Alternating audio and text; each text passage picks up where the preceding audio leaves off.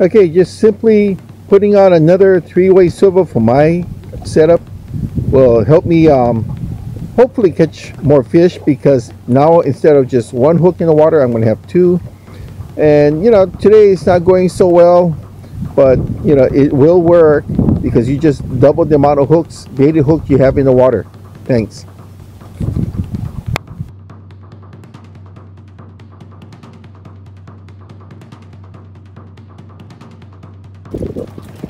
Okay, first thing I do when I get here in the morning, I fill my bucket. Before anything else, I use the water here to rinse my hands off a bait line, and I throw in my bait, and that starts the defrosting. So by the time I get to it, it's ready. Good morning, guys. Scuba Chris on location. Now, normally when I set up my surf casting rig, I use the three-way swivel here. So on the larger swivel here, I tie my direct line to, and from here is a continuation on to my leader, meaning my hook and leader line, and from the smaller one here coming down is my weight system. So basically, to extend this, let's see what I put on here. It is to extend this, I made another three-way swivel connection that's a little bit more than a foot long. So what I do is at the end of this swivel, I'm just going to attach it.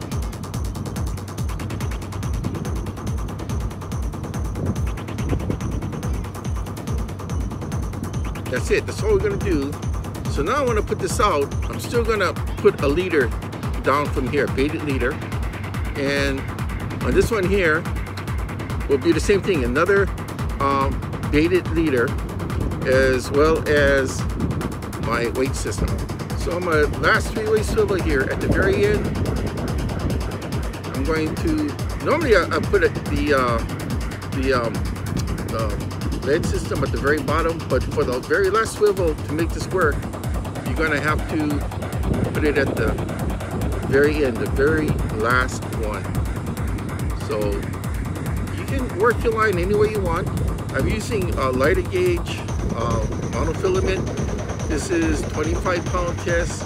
My main line is 50-pound braid. So I'll usually go half of that. The reason being is because if this ever gets caught in something, you want it to break when you pull it.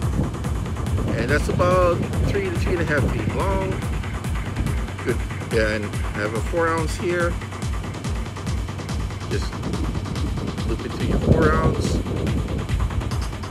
Boom, that's it. So that's stage 1. Okay, stage 2, on that same three-way swivel, you got a very, very short leader here. So this is 50-pound test fluorocarbon. Put it through the swivel here. Everything is kind of like modulated, so it's really easy to do on location. See, like so. There we go. Okay, from the main line here, we're coming up to the first three-way swivel. So you got another leader here, all made up. Okay, so we're gonna put that through this tube.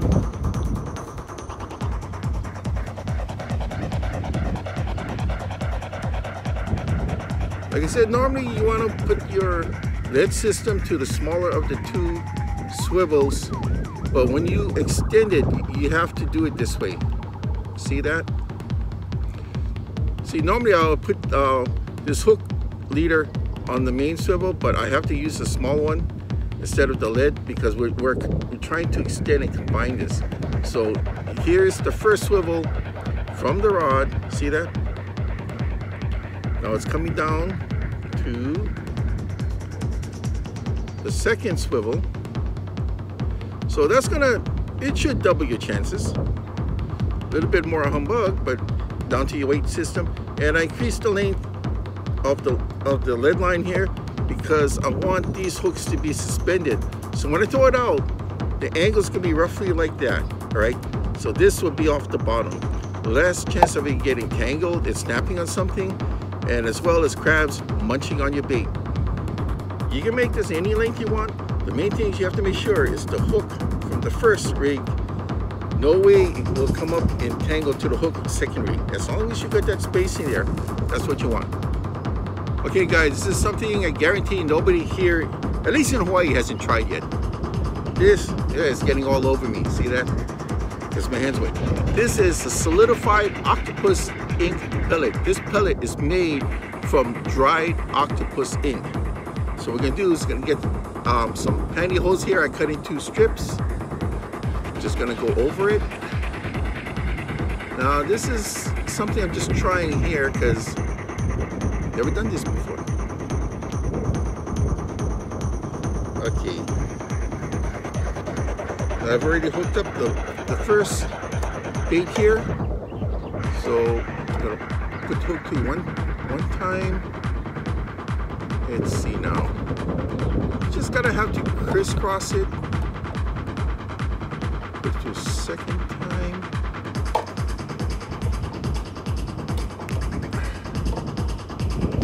Finally. Let's see if we can get it stuck in there.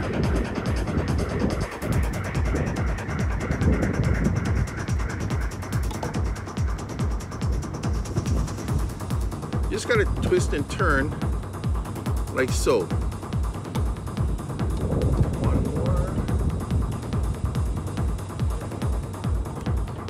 Perfect. See that? Look how that's sitting in there.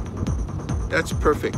So this area doesn't have much current, so it's gonna take a while for this tablet to dissolve, and I'm gonna put another one on the other bait. We're gonna see what happens, because the longest this is gonna have a billowing cloud of ink coming up, and that should visually as well as scent-wise attract predators in. Okay, first time doing this, so I know how to become better prepared next time. First swivel, got my squid leg on it with my pellet in the nylon sheath. Goes down here to the second 3-way swivel, same thing, all ready to go. Have a 3 to 3.5 foot long lead line going down to my lead. So this is rig number 1. This is going on the 14 footer, so give this a try. Okay, the main thing you want to be sure is your lead here. Let me bring the lead up. This lead here, I wouldn't put it past the spinner when you hold it up. As long as it's down from the spinner, you're fine, all right? Take my bungee off my spool. Okay. Alrighty, we're just gonna give a nice toss out because we don't want it all the way hitting the mangroves on the other side.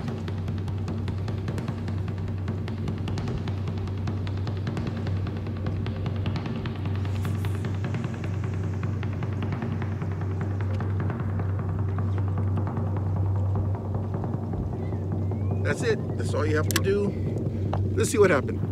All right, the reason I need the bell is twofold. If I'm in a really windy area or far away, I need to hear when I have a whack and it goes off. Now in a place like this, I'm gonna be fairly close. I'm gonna be about 10-15 feet away sitting on my chair behind me. But I do need to know when there's something around, so I need to hear that bell jing jing when there's some nibbles on it.